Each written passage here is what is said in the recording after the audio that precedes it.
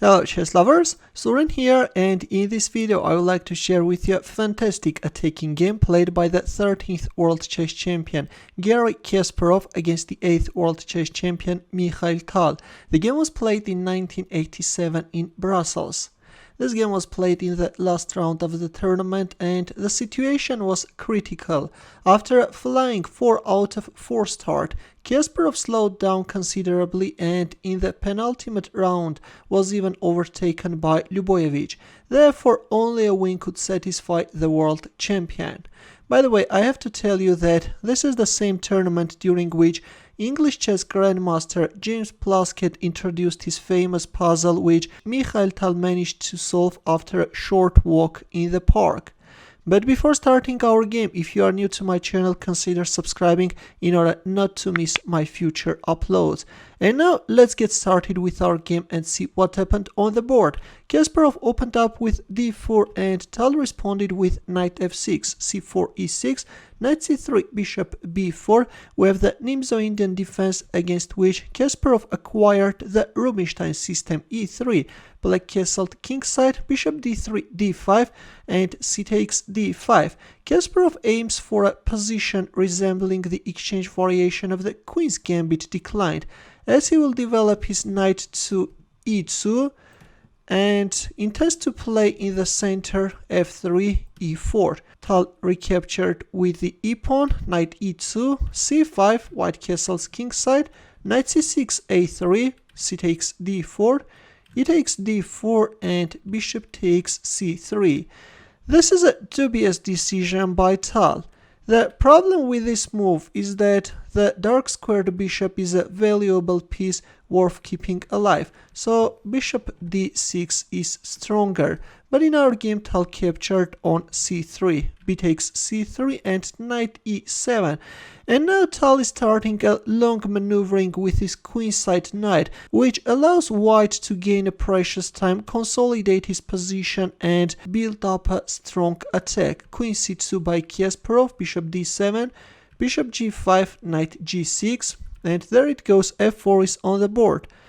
Already the threat is f5 followed by bishop takes f6.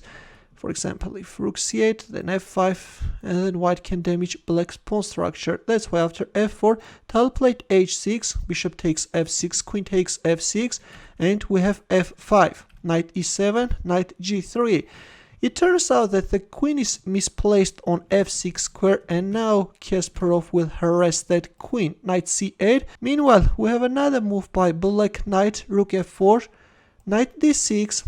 While black knight is maneuvering, Kasparov is placing his heavy artillery on more aggressive squares, queen f2, and after rook e8 we have it, knight h5. By the way, in view of a coming sacrifice, instead of playing rook e8, it was better to play knight e8. Another move with the knight, but in that case black could overprotect the pawn on g7, but in our game we have rook e8 and after knight h5, queen d8, Kasparov went for knight takes g7. This is a move which is breaking into pieces black's kingside. Tal didn't dare to accept the sacrifice and played knight e4, but let's take a look what if king takes g7, and in this case f6 check is coming and then queen h4 and black is losing. How are you going to protect this pawn? You can do it in the cost of giving away your rook and then playing queen f8, but after rook e5 followed by queen h5, the game will end up very quickly. Let's go back in our game. After knight takes g7 we have knight e4 and bishop takes e4, rook takes e4. This time we have f6, Kasparov is strengthening his knight on g7. And also I have to tell you that already there is a very nasty threat. For example, if you play a move like rook c8, just a random move, then white has a powerful knight e8 move. With this move white is opening up the g file for the queen. If rook takes c3, then white can first capture on e4 and then play queen d2. It's over, again white is winning. That's why after f6 Tal played king h7, moved away his king from the dangerous g file, also came to support the h6 pawn, but there is no way to stop white's aggression. Here Kasparov captured on e4, and after d takes e4 we have queen f4. This time we have another target, bishop c6, rook e1, queen f8, c4. Kasparov wants to neutralize the light squared bishop. Queen takes a3, knight f5. This time the threat is queen takes h6, which forced Mikhail Tal to move back his queen on f8, after which we have rook e3. There can be so many threats that it's hard to neutralize all those threats. Here Tal played bishop d7 and rook g3. And after bishop takes f5, queen takes f5 check, we have a resignation.